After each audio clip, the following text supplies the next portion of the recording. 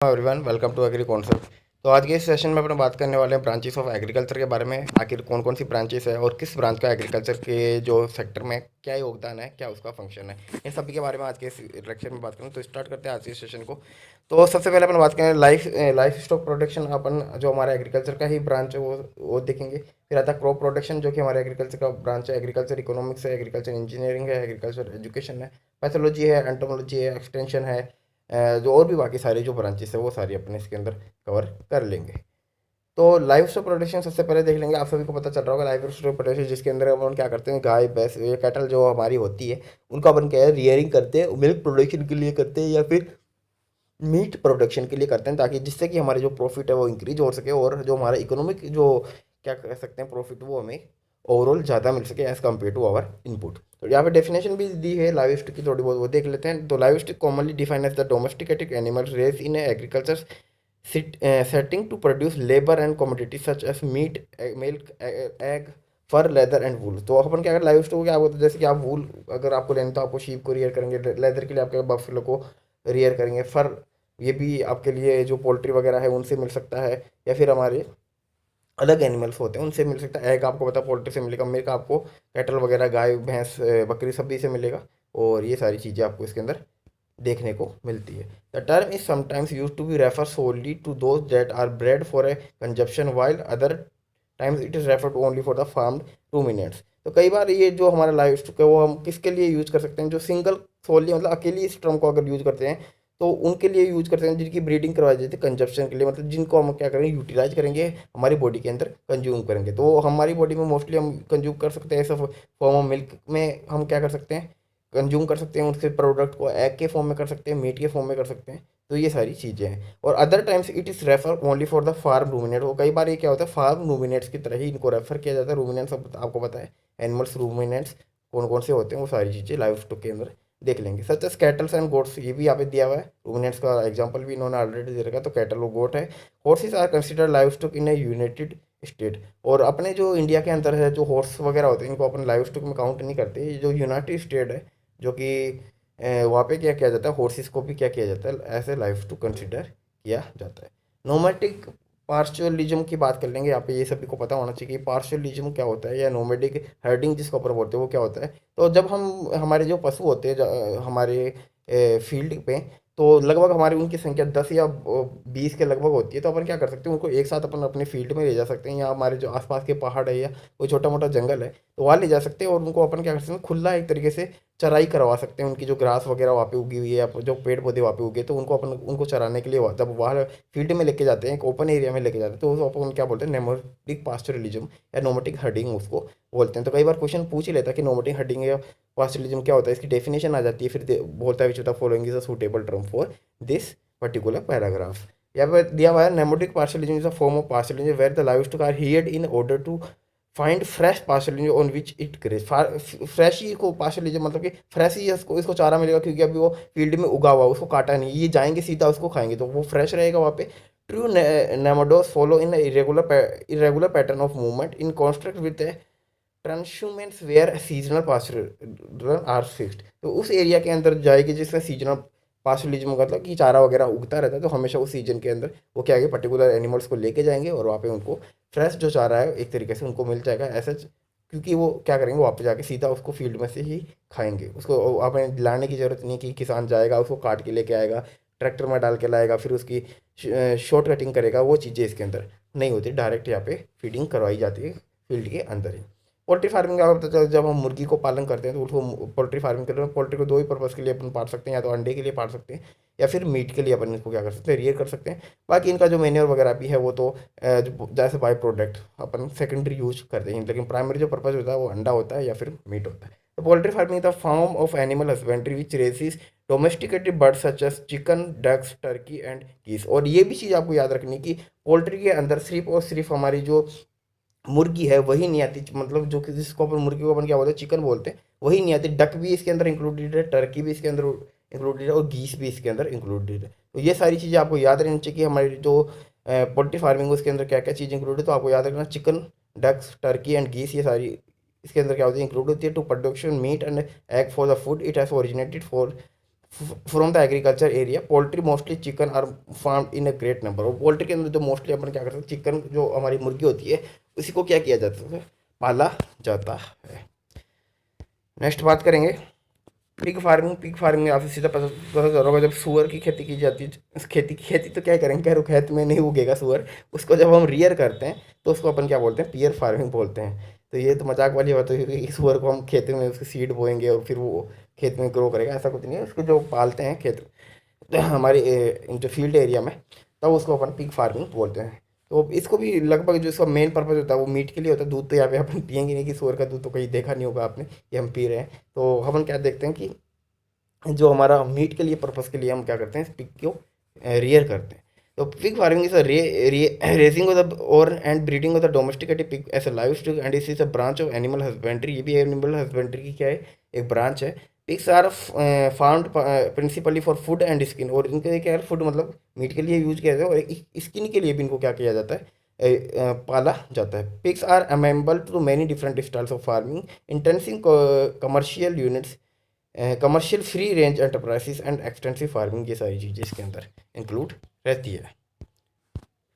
Next apiculture की बात करते हैं, आपको पता चल गया जब मधुमक्खी पालन हम करते हैं, मधुमक्खी को शहद के लिए पालते हैं, और इसके जो बाई प्रोडक्ट्स है वो भी हमें क्या होते हैं, इसके अंदर मिलते हैं। तो तब ये उसके किसके अंदर इंक्लूड होगी, हमारे एग्रीकल्चर के इंक्लूड होगी। The word apiculture from the Latin word, जो अब ये भी याद रखना कि एपीकल्चर कैसी भाषा का शब्द है, लेकिन लेटिन भाषा का शब्द है, जो कि एपिस शब्द से बना हुआ है, मीनिंग बी, जिसका मतलब एपिस का मतलब होता है बी। और जो कि और लेटिन शब्द कौन सा होता है, एपिस है।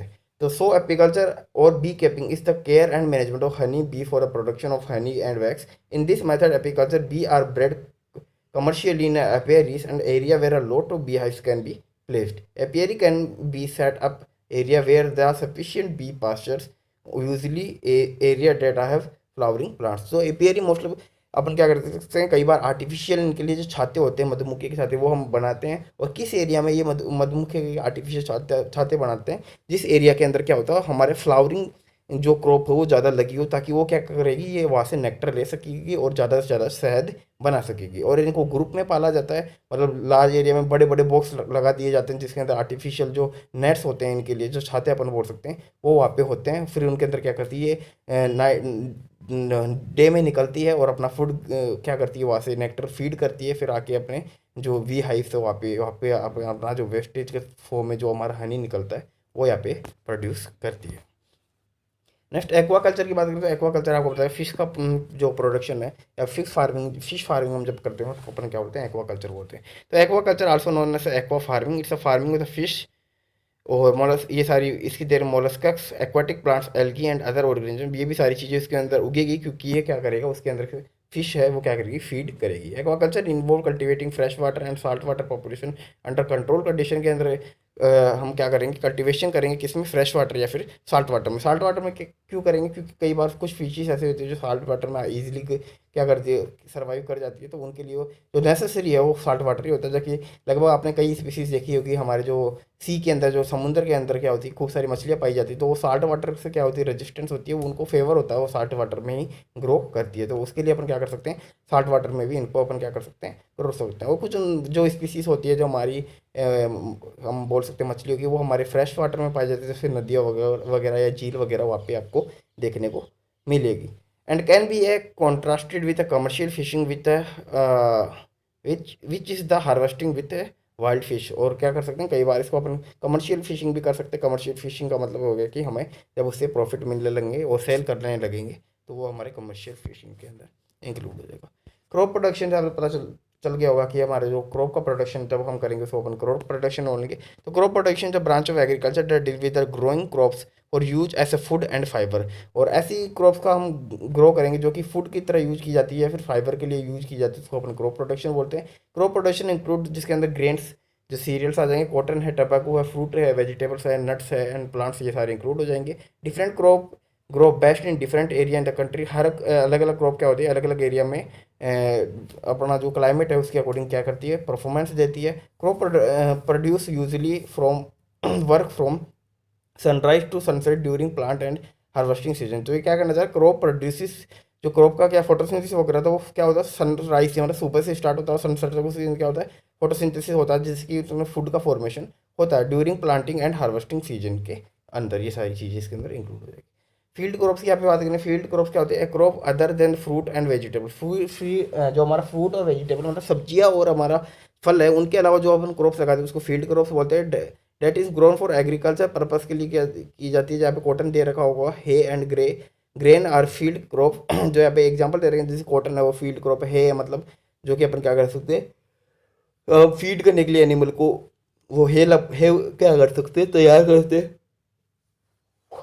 और ग्रेन है जो कि अपन क्या करेंगे, खुद ह्यूमन बींग फूड के लिए ग्रो करेगा। तो फील्ड क्रॉप फिर द क्रॉप है cultivated plant that is grown commercially on large scale. और क्या करते हैं, इसको लार्ज स्केल पे ग्रो किया जाता है कमर्शियली, क्योंकि जब हमारे फैमिली की जो रिक्वायरमेंट है वो पूरी हो जाएगी, उसके बाद जो हमारे पास एक्स्ट्रा जो अनाज बच जाएगा उसको क्या करेंगे अपन, मार्केट में सेल कर देंगे, जिससे कि हमारी जो प्रॉफिट है वो अर्न हो जाएगा। जैसे फील्ड कॉर्न, जिस corn grown primarily for animal feed and market grain. और क्या किया जाता है यहाँ पे, जो हमारा फील्ड कॉर्न होता है उसको अब हम ग्रो करते हैं ना, किसके लिए कहता है, प्राइमरली फॉर एनिमल फीड और मार्केट ग्रेन के लिए भी अपन इसको क्या किया जाता है, ग्रो किया जाता है। बाकी अदर पर्पस बाद में होते हैं, या तो हम हमारे जानवरों को खिलाने के लिए फील्ड कॉर्न को ग्रो करेंगे, या फिर मार्केट में बेचने के लिए इसको करेंगे। पेरिनियल क्रॉप्स आपको मैंने ऑलरेडी बता रखा कि जिन क्रॉप्स की जो क्रॉप ड्यूरेशन है वो 2 साल से ज़्यादा होती है उसको अपन पेरिनियल क्रॉप्स बोलते हैं। तो perennial crops are the crops that are unlike annual animal से क्या होती है, अनलाइक होती है। एनुअल जो क्रॉप्स होती है उनसे अनलाइक होती है। Don't need to be replanted each year, जिनको हर साल प्लांटेड करने की जरूरत नहीं है। After harvest they automatically grow back. और इनको कटाई के बाद में क्या करती है, ऑटोमेटिकली ग्रो बैक कर जाती है, जिसको अपन रेटूनिंग भी बोल सकते हैं। By eliminating replanting perennial crops can reduce top soil losses due to the erosion. जो कि हमारा इरोजन है उसको क्या कर सकती है, कंट्रोल कर सकती है। Increase biological carbon sequestration due to the reduction soil distribution. और बीच बीच में हमारे सोल डिस्ट्रीब्यूशन भी नहीं होगी, क्योंकि जब हम एनुअल क्रॉप ग्रो करेंगे तो वो क्या होगा, हमें ईच ईयर उसकी सोइंग करनी पड़ेगी, जिसके लिए हमें टिलेज करना पड़ेगा, जिससे कि जो सोइल का डिस्टर्बेंस है वो ज़्यादा होएगा और सोइल इरोजन हमें वापस देखने को मिलेगा। तो ये soil disturbing tillage and greatly reduce waterway pollution भी हमें क्या बोला, रिड्यूस कर देती है पेरेनियल क्रॉप्स। तो agriculture runoff due to less nitrogen input के कारण। पोमोलॉजी के अंदर अपन देखते हैं कि जब फ्रूट हॉर्टिकल्चर का एक ही ब्रांच है पोमोलॉजी भी, जिसके अंदर अपन क्या करते हैं, फ्रूट की स्टडी करते हैं, उसको अपन क्या बोलते हैं, पोमोलॉजी बोलते हैं। पोमोलॉजी से branch of botany that study fruit and इस कल्टिवेशन के बारे में बात करता है। The term fruticulture introduce from Roman language. ये रोमेन लैंग्वेज है, रोमांस लैंग्वेज नहीं है कि आप रोमांस करने लग जाओ इसको देखो, ये टाइपिंग एरर है। तो आपको याद रखना, जो हमारा जो फ्रूटिकल्चर है वो रोमन लैंग्वेज का शब्द है। इट इज आल्सो यूज फिर आता pomological research is mainly focused on the development of the enhancement cultivation and physiological studies of fruit trees के लिए अपन पोमोलॉजिकल रिसर्च वगैरह करते हैं। नेक्स्ट ओलेरिकल्चर की यहाँ पे बात करेंगे। Olericulture is the science of vegetable growing dealing with the culture and non woody herbaceous plant for the food के लिए। तो ओलेरिकल्चर हम क्या कर सकते हैं, इधर फोमोलॉजी होता है, एक हमारा ओलेरिकल्चर हो गया। ओलेरिकल्चर हम कहते हैं पोट हर्ब्स, मतलब जो हर्बेशियस जो हमारा प्लांट्स वगैरह होती है उनको अपन क्या कर सकते हैं, ग्रो करते हैं। ओलेरिकल्चर में हम बोल सकते हैं कि जो सब्जियां हमारी होती है, वेजिटेबल्स को जब हम ग्रो करते हैं उसको अपन ओलेरिकल्चर में वो सारी चीज़ें इंक्लूड रहती है। Olericulture is the production of plant for the use of edible parts. और इसको क्या कर सकते हैं, प्लांट का प्रोडक्शन करते हैं, क्योंकि जो उसके प्लांट के पार्ट होते हैं वही अपन क्या करते हैं, खाते हैं। तो edible parts vegetable crops can be classified into 9 major categories. और जो ओलेरिकल्चर क्रॉप अपन जिसको अपन वेजिटेबल्स भी बोलते हैं उनको 9 अलग मेजर कैटेगरीज में डिवाइड किया गया है, जैसे कि आपको यहाँ पे ऑलरेडी मेंशन। यहाँ पे सबसे पहले देख लीजिएगा पोट हर्ब एंड ग्रीन्स। यहाँ पे स्पेनिश और कोलार्ड्स का आपने देखा होगा कि जो कि क्या होती है, ग्रीनी ग्रीनी लीफ रहती है स्पेनिश के अंदर, पालक जिसको अपन बोल सकते हैं। सलाद क्रॉप्स के अंदर लेटस और स्लेरी आ जाएगी। कॉल क्रॉप्स के अंदर केपेज एंड कॉलीफ्लावर आ जाएगा। रूट क्रॉप्स जिसको अपन ट्यूबर क्रॉप्स ही बोल सकते हैं, पोटैटो, बीट्स, कैरोट्स, रेडिश आ जाएगा। बल्ब क्रॉप के अंदर ओनियन और लीक आ जाएगा। लेग्यूम के अंदर बीन्स और पीस आ जाएंगे। कुकुरबिट्स के अंदर मेलन, स्क्वैश एंड ककुम्बर आ जाएगा। वही सोलेनेसिस क्रॉप की बात करें, टोमेटो, पेपर्स, पोटैटो आ जाएगा यहाँ पे, और स्वीट कॉर्न यहाँ पे आपको देखने को मिलेगा। तो ये सारी चीज़ें आपको याद रखनी है टाइम टू टाइम, कौन सी चीज़ किसके अंदर आती है। फ्लोरिकल्चर आपको सीधा पता चला जब हम फ्लावर की स्टडी करते हैं, वो फ्लोरिकल्चर के अंदर आ जाएगा।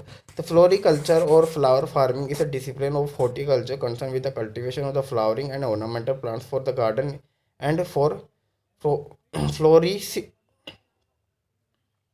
पोलिस्ट्री comprising of floral industry. The development via plant breeding or new varieties is a major occupation and फ्लोरिकल्चरिस्ट, जो कि हमारा न्यू वेराइटीज़ वगैरह हम क्या कर सकते हैं, जब फ्लावर की हम न्यू वेराइटीज़ वगैरह बनाते हैं तो वो उसका ऑक्यूपेशन किसका काम है, वो हमारे फ्लोरिकल्चरिस्ट का काम होता है। तो ये सारी चीज़ें हैं। एग्रीकल्चर इंजीनियरिंग में आपको होता है जब मशीनरी या टूल वगैरह हम एग्रीकल्चर इंजीनियरिंग के लिए बनाते हैं तो एग्रीकल्चर इंजीनियरिंग के इंक्लूड होता है। तो agriculture engineering is the engineering concern area with the construction improvement design equipment and machinery of the farming. Agriculture engineering is targeted technology with farming. For example, the new design and improve farming equipment that may work more efficiently and perform new tasks। जो सारी मैंने चीज़ बता दी वो क्या करते हैं, new technology बनाएंगे, new equipments बनाएंगे, जिससे कि क्या होगा कि हमारी जो टेक्नोलॉजी है वो इम्प्रूव होगी और जो पुराने जो हमारे संसाधन हैं उनके कंपेयर में जो हमारे न्यू टेक्नोलॉजी से बनाए हुए संसाधन हैं वो ज़्यादा एफिशिएंट वर्क करेंगे, वो ज़्यादा जल्दी वर्क करेंगे। एग्रीकल्चर इकोनॉमिक्स में बताया जाए कि हमारा एग्रीकल्चर इकोनॉमिक्स के अंदर जितना भी हमारा प्रॉफिट लॉस हो रहा है, किस तरह हमें बैलेंस शीट बनानी है, वो सारी चीज़ें हमारी एग्रीकल्चर इकोनॉमिक्स के अंदर अपन क्या करते हैं, स्टडी करते हैं। तो agriculture economics study of the allocation distribution and utilization of resources used on with the commodity produce by farming के अंदर। Agriculture economics play a role in the economic of development of for a continuous level of farm surplus is one of the wellspring and technological and commercial growth। कि हमारी agriculture के अंदर कितनी commercial growth हो रही है, वो सारी चीज़ें देखेंगे, कौन सी टेक्नोलॉजी को यूज़ करना चाहिए हमारी जो एग्रीकल्चर है, जिससे कि हमारी जो ओवरऑल जो फार्मर्स की यील्ड वगैरह है, क्या स्कीम्स हमें बनानी है, वो सारी चीज़ें एग्रीकल्चर इकोनॉमिक्स का ही पार्ट रहता है। फिर एग्रीकल्चर एजुकेशन की आप बात करें तो agriculture education टीचिस student about agriculture food and natural resources के बारे में हमें एग्रीकल्चर एजुकेशन बताता है, एग्रीकल्चर के बारे में बताएगा, फूड के बारे में बताएगा और नेचुरल जो रिसोर्सेज है हमारे उनके बारे में एग्रीकल्चर एजुकेशन हमें टीच करता है। Agriculture educators teach student a wide variety of skills including science, math, communication, leadership, management and technology. ये सारी चीज़ें हमें एग्रीकल्चर एजुकेटर हमें टीच करता है। तो ये सारी जो कुछ टर्म्स थी वो मैंने आपको सारी लगभग बता दी। बाकी कुछ टर्म्स वगैरह है वो एक बार मैं आपको फिर से बता देता हूँ। इसके अंदर आपके प्लांट पैथोलॉजी है जिसके अंदर हम डिजीज़ वगैरह की क्या करते हैं, स्टडी करते हैं। और फिर एंटोमोलॉजी आएगी जिसके अंदर जितने भी इंसेक्ट्स वगैरह है फील्ड के, साथ में स्टोर ग्रेन के जो इंसेक्ट वगैरह है वो सारी अपने इसके अंदर स्टडी करते हैं। फिर आता है एग्रीकल्चर हमारा एक्सटेंशन होता है जिसको अपन प्रसार भी बोल सकते हैं, मतलब कि कोई भी नई टेक्नोलॉजी या नई वैरायटी आई है उसको एक्सटेंशन वर्कर्स के द्वारा जो हमारे फार्मर्स वगैरह को है उनको उसके नॉलेज में लेके आना, उनको बताना उसके बारे में कि उसके क्या प्रॉफिट है, क्या लॉसेस है और कैसे वो अदर जो ओल्ड जो हमारी टेक्निक है उनसे ऐसे नई टेक्निक कितनी बढ़िया है। तो वो सारी चीज़ें एग्रीकल्चर एक्सटेंशन के अंदर इंक्लूड होती है। लाइफ स्किल की बात कर ली है और लगभग मेरे को लगता है कि सारी डिपार्टमेंट्स वगैरह की जो सारी ब्रांचेस है उनकी बात हो गई है। कुछ अगर रह जाती है तो आपको बता दिया जाएगा। तो इसी के साथ इस सेशन को एंड करेंगे और नोट्स आपका यही पीडीएफ रहने वाले, क्योंकि मैं लगभग पीडीएफ में ही सारी चीज़ें इंक्लूड कर दे रहा हूँ, क्योंकि नोट्स में क्या होता है कि कुछ अलग चीज़ें ऐड करता हूँ, फिर आप वो खुद से रीड करोगे तो वो आपको क्या होता है अंडरस्टैंडिंग नहीं आती है, आपको पता नहीं चलता कि ये चीज़ तो हमारी पीपीटी में थी नहीं और सर ने समझाया नहीं, तो आप उसमें डाउटफुल रहते हो। तो ये चीज़ें सारी आपको मिल जाएगी, इसको अपन को क्या करना है, राइट डाउन कर लेना है। इसी के साथ सेशन को ऐड करेंगे, मिलेंगे नए सेशन में, तब तक के लिए जय हिंद, जय भारत, धन्यवाद।